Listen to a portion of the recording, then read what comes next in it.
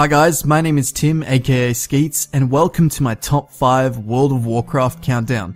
Today we're going to be counting down the top 5 things that were sadly removed from World of Warcraft. Before we get started on today's top 5 countdown, I would like to name some honorable mentions that just missed out on making the list. They were Vanilla's Battleground system, a decay system for PvP raiding, Drain Mana, Viper Sting or Mana Burn, Wall Climbing, and the Paladin spell Divine Intervention. And so without further ado, let's begin. Number 5. Coming in at 5th spot with 10% of the total votes was Realm First titles. Realm First titles were removed in Wrath of the Lich King in September 2008 and are sadly missed by the hardcore players who sought ever so hard to achieve them. Part of the reason that they were removed is because some believed, and I quote, "All those titles did was bait players to spend an unhealthy amount of time grinding to caps so that they could have some extra text next to their name. Sorry hardcore players, but I don't think we'll be getting them back anytime soon." Number 4. Coming in at 4th place with 11% of the total votes, we have attunements. Attunements for the most part have been completely removed. The exception being that if you want to do a heroic raid, you must first complete the normal version. Achievements back in the day were fun and painful. It was fun knowing that what you were doing outside in the world is earning you the right to fight against powerful foes. It's that satisfaction alone that holds this dear to our hearts. Though it was painful as well, oh so painful. Having to earn revered reputation to get keys per heroic instance, as well as many raids needed reputation or keys. I believe achievements could be viable if they were account-wide and if they didn't require a rep grind. A short scenario quest line maybe. Number 3. Coming in at 3rd place with 13% of the votes is Skirmishes. Skirmishes were first introduced along with the arena system itself at the start of the Burning Crusade.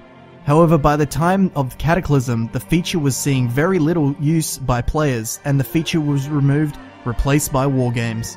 With plans for Warlords of Draenor expansion, the developers felt a growing demand for a form of low-pressure arena play, leading them to reconsider reintroducing the feature. Another motivation was the observed higher player participation in gameplay such as Battlegrounds, where solo queuing is possible. The reintroduction of skirmishes may also have partly come about due to the cancellation of the planned Trial of the Gladiator PvP feature. Let's hope number 2 and number 1 can find their way back into the game as well. Number 2. Coming in at 2nd place with 14% of the votes is Raid Progression. If you were a newer player, you wouldn't have had this experience. Back in the day, if you wanted to raid, it wasn't possible to jump straight into LFR and get welfare epics. The reason this came to be was due to the fact that only a minor percent of players got to see the end game.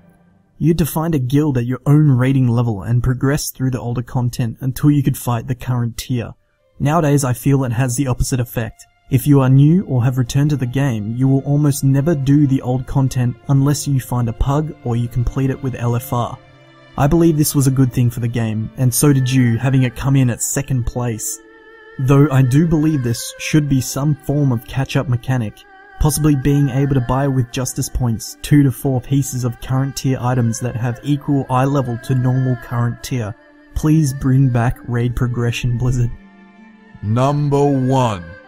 Coming in at 1st place with 18% of the votes was Dungeon Set items.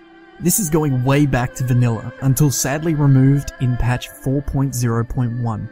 The sets you could collect were Dungeon Set 1, which is also known as Tier 0 by many players, while Dungeon Set 2 is known as Tier 0.5. The items that formed those sets were found in level 58 to 60 instances. While the pieces are not bound to any specific class, they are still designed with a particular class in mind, and each set can be upgraded by one class. Not only did these sets look awesome, it would have been an incentive for players to experience dungeons more than just a point grind.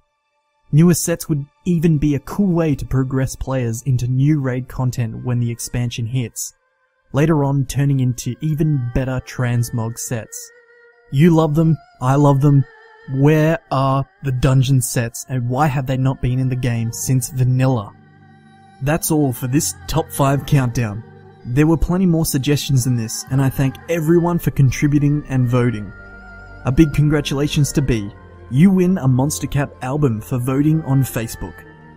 Next time we will be voting on the top 5 best things about Mists of Pandaria. To get your say, make sure to leave a comment here or on the thread on my Facebook. The links will be in the description.